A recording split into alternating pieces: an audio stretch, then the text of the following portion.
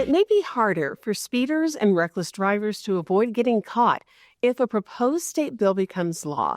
The Safe Roads, Save Lives Act would give the city a new tool to cite speeding drivers and reckless drivers. Joining us to talk more about this effort is Wisconsin State Senator Dora Drake. Welcome to Connect MKE.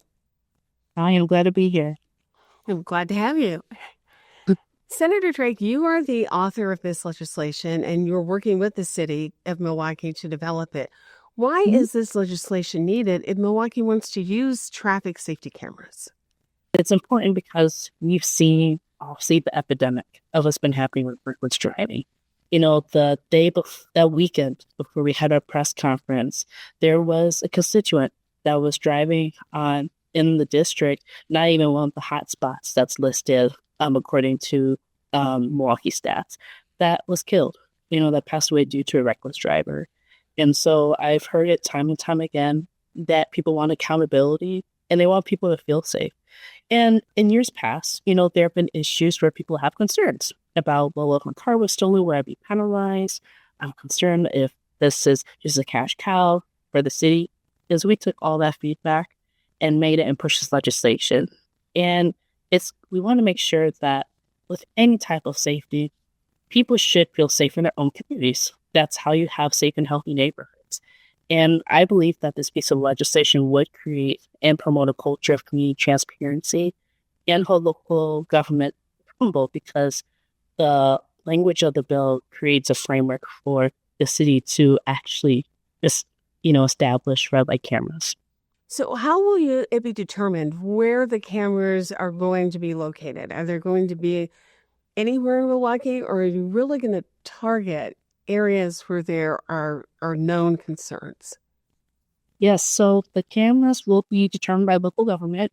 So again, in our state statute that we're creating, we are giving, autonomy to our local government to determine that.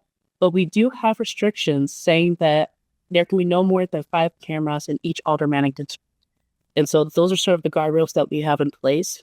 And in the 4th Senate district alone, we have at least 5 hotspots in our own district. So based on just the data that we have from the city, but also, again, the concern if this would be disproportionately targeting, low-income, households, neighborhoods, or Black and brown residents.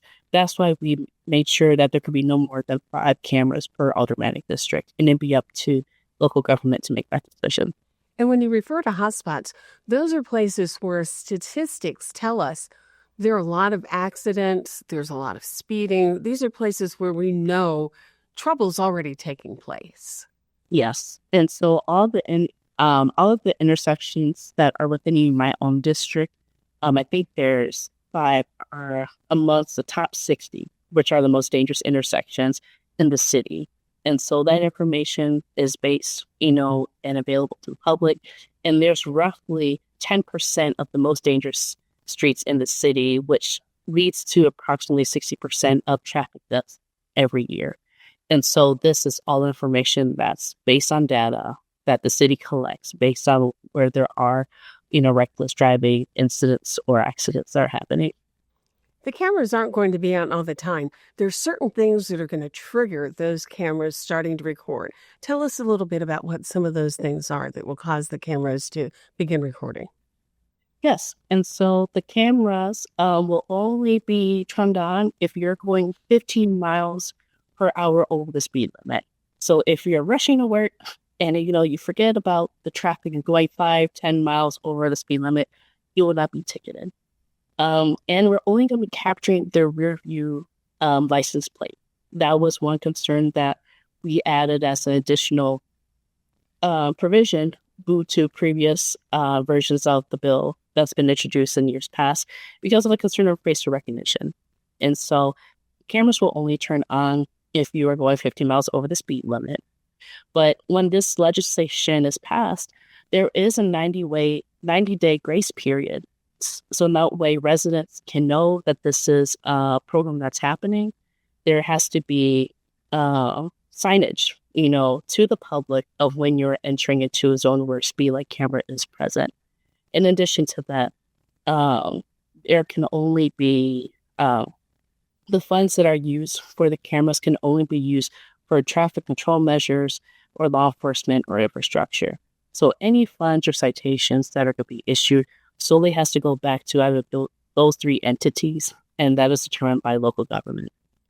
One other way the cameras will be triggered is if somebody is running a red light or a stop Yes, sign. yes, so that as well. So those are the things that will trigger it. If you are going over the speed limit, obviously if you are passing or if you are illegally running a red light, those are things that would be enacted that would trigger the camera. And the fines are not terribly expensive for people, but the fine really is not the idea of what you want to do. I believe the fines are anywhere from $50 to $100. The goal of Yes. this is not to fine people. It's to really raise awareness about the dangers of reckless driving. And, we want to make sure, again, this is not a cash cow. And I don't know if I can say that enough because I'm personally tired of getting calls of people saying, please do something, or when our elders feel like they're not safe enough to enjoy their own neighborhood, or even our youth who feel afraid of even enjoying their time out in the sun because of things like, traffic, offenses like this. And so the goal is not to have large fines that we just stack on each other. Our legislation mirrors current law already about, what those citations would be, which to your point is exactly that framework. But we were intentional about even the laying it out. Because even in the part of the piece of legislation as well, we have it where there's a framework where they actually have to report to to the public about civil rights and liabilities in terms of the impact of these cameras. So within 5 years, local government, which also in this case is the city of Milwaukee, will be collecting that data, and residents will be able to see what they wanted, how it's impacting everyone, and then being able to have a further conversation. So the public is also aware of how these cameras are being utilized as well. Senator Drake, thank you so much for coming on Connect MKE to tell us about this bill, and please keep us up to date on the status of it. Thank you so much. I do believe that this bill would save lives.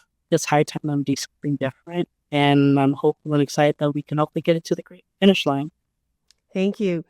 The Safe Roads Save Lives Act is part of Milwaukee's Vision Zero effort, which is designed to reduce traffic deaths. You can learn more about Vision Zero at the website city.milwaukee.gov/Vision Zero. We'll be right back.